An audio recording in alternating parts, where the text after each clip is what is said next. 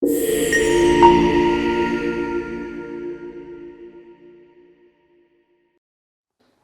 groet vir julle hier vanuit die Perth Afrikaanse Kerk in Wes-Australië en ek wil vandag met julle praat oor die mees bekendste psalms wat in die hele Bybel is.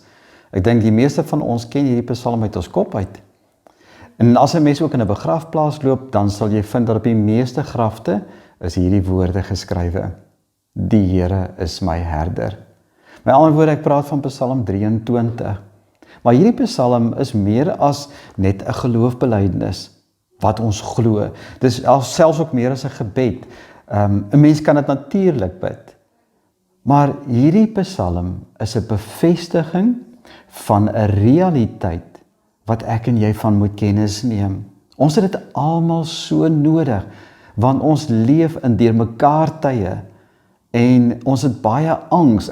Ek dink veral na COVID, wat mense regtig baie angs beleef. En dit is waar Psalm 23 vir ons as gelowiges so 'n daaglikse anker bied. En ek wil graag vir jou net in hierdie kort stukkie leer oor hoe om dit te gebruik. Ek gaan dit eerstens gou vir jou lees. Die Here is my herder, ek kom niks kort nie. Hy laat my in groen weivelde rus. Hy bring my by waters waar daar vrede is. Hy gee vir my nuwe krag. Hy lei my op die regte paai tot die eer van sy naam. En selfs al gaan ek deur donker dieptes, sal ek nie bang wees nie, want U is by my.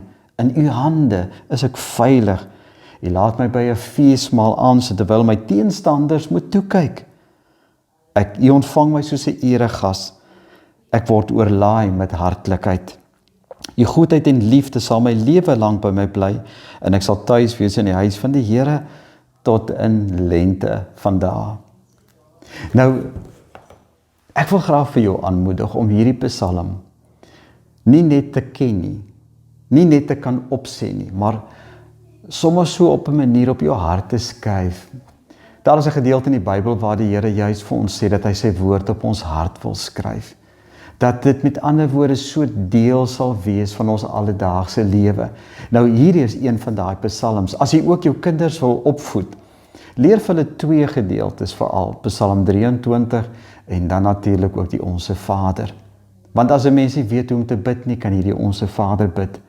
Maar Psalm 23 is baie kragtig, veral om in 'n deurmekaar en onderste bo wêreld vir ons almal te help om met 'n positiewe gemoedstoestand voor die Here te bly lewe. Nou, in Engels en Afrikaans is daar idiome wat 'n mens gebruik om so ietsie van ons gemoedstoestand beter te verstaan. Ons praat byvoorbeeld van die klein jakkalsies wat die wingerde verniel. Wat beteken dit is al daai klein dingetjies, die klein dingetjies wat op sigself nie so erg sou wees nie, maar omdat daar skielik so baie is, verniel dit sommer die hele wingerd. En dit beteken my hele gemoed is nie wat dit moet wees nie. Of dit kan ook die eentjies wees wat nie 'n ry is nie. Wat maar beteken dat my prioriteite is nie agter mekaar nie. En dit beteken my dag is sommer deur mekaar, wat ook kan lei dat ek nie 'n gesonde gemoedstoestand of verstandelike of geestelike gesondheid beleef nie.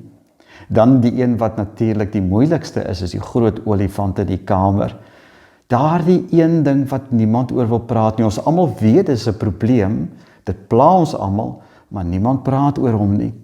En dan die een wat ons grappende wys sommer vir mekaar sê, my varkies is nie meer op hok nie. Beteken my gedagtes sukkel ek om by 'n rasionele antwoord uit te kom. Nou weet julle dat in die wêreld is daar net twee uitgangspunte. Die ene is dat jy die sentrum van beheer in jouself probeer vind en daarom in jou eie krag probeer om jou gemoedstoestand te verander. Nou natuurlik, jy kan dit doen as jy wil. Maar ons as gelowiges het 'n voorreg en dis wat Dawid geweet het. Hy het geweet dat sy sentrum van beheer is nie in homself nie, maar is in die Here wat hy liefhet. En daarom was God vir hom sy herder. Dis die beeld wat hy goed geken het, want hy was self 'n skaapwagter. En hierdie psalm het hy geskryf in 'n tyd wat baie dinge nie vir hom sin moes maak nie, want Saul wou hom doodmaak. En hy skrywe om te sê dat in hierdie omstandighede is die Here my herder. Nou, in die eerste paar verse praat hy van God in die derde persoon, omdat hy juis wil hê dat hy hierdie realiteit vir homself vasmaak. Omdat die Here my herder is, gaan ek niks kort kom nie. Omdat die Here my herder is, sê hy, sal hy sorg dat ek versorgd is. Hy praat van die groen weivelde, hy praat van die waters. Nou natuurlik is dit 'n wildernis konteks waarin Dawid dit geskryf het en moet ons nie hier dink aan die groenvelde van Skotland of groot damme water nie. Nee, dit is maar 'n woestyn wildernis konteks. Maar die verskil is, die herder moes die skaap daagliks lei na waar hierdie groen grasprietjies langs of onder die rotse gegroei het, na waar daar bietjie water, 'n klein bietjie water gekondenseer het na die dou van die vorige nag, of die reën wat dit opgevang het. Dis nie die groot damme nie. Maar die herder sorg dat daar genoeg is om te eet. Die herder sorg dat daar genoeg is om te drink. En dit is op 'n daaglikse basis. Dit is hoekom Jesus vir ons geleer het, dat ons moet bid, gee ons net ons daaglikse brood. Die Psalm gaan verder en veral waar hy sê dat die Here lei my in die spore van geregtigheid. So dikwels voel ons my lewe is in 'n verkeerde rigting. Ek weet nie hoe om oor my eie lewe te dink nie, ek het nie beheer daaroor nie. Hy sê die realiteit is, die Here lei my. Ek vertrou hom. Ek leef in afhanklikheid van hom. Ek leef in verantwoordelikheid teenoor hom. En ek wil graag vir jou dat jy Psalm 23 so sal verstaan. Die klem val op die verhouding wat ons met God het. As jy dink aan die 5 woorde, die Here is my herder, dan gaan dit veral oor daai woordjie, my, wat jy moet vasmaak. Fokus op dit. Die Here is my herder. En daarom kom ek niks kort nie. In die laaste paar verse is dit waar Dawid in die eerste gedeelte praat in die derde persoon oor God, omdat hy die realiteite wil vasmaak. In die laaste 4 verse praat hy vanuit sy verantwoordelikheid. Hy sê, omdat die Here dan my herder is, sal ek, wanneer ek in 'n dal van doodskade weer gaan, of wanneer ek in hierdie moeilike omstandighede is, gaan ek nie bang wees nie, maar ek gaan die Here vertrou daarmee. Want soos die 33 vertaling sê, sy stok en sy staf sal my vertroos. Nou, korrek het die nuwe vertaling, die 89 vertaling gesê, in u hande is ek veilig. U gaan my beskerm. Want dis presies wat dit beteken.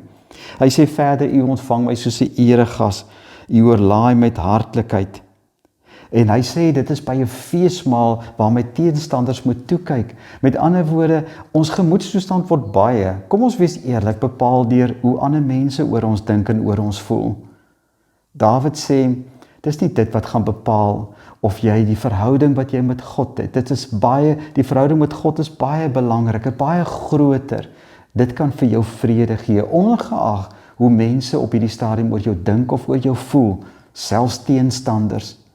Hy gaan verder deur te sê, die goedheid en liefde sal my lewe lank by my bly, en ek sal tuis wees in die huis van die Here tot in lente van dae. En hier praat hy weer van die verhouding.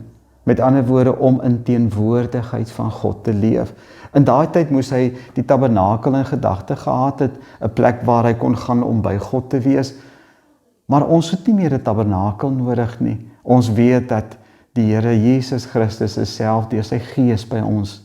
En dit bring my hoe ek wil afsluit.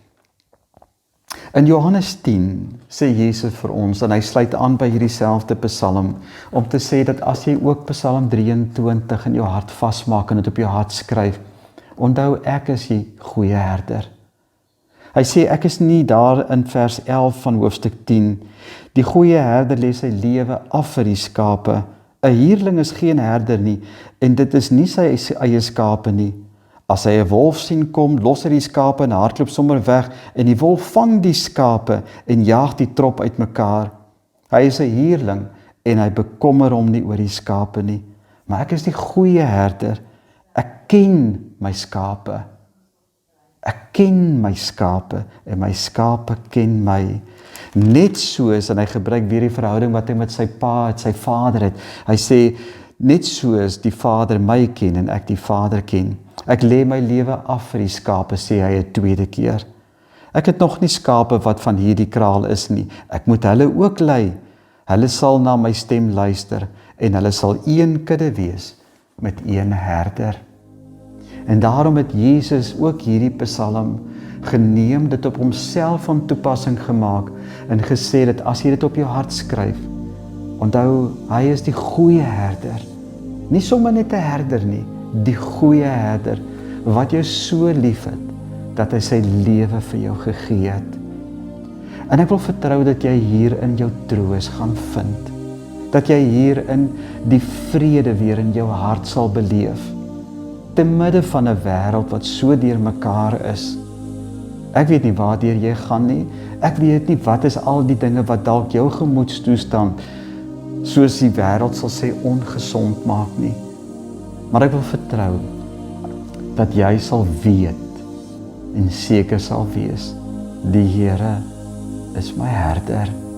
Alles wat mooi is vir jou, en ek wil sommer sê, die wat hier die noorde van Perth is, julle is baie welkom om ons eredienste by te woon, op die adres wat ook later gaan verskyn. En tot ons weer gesels, totsiens.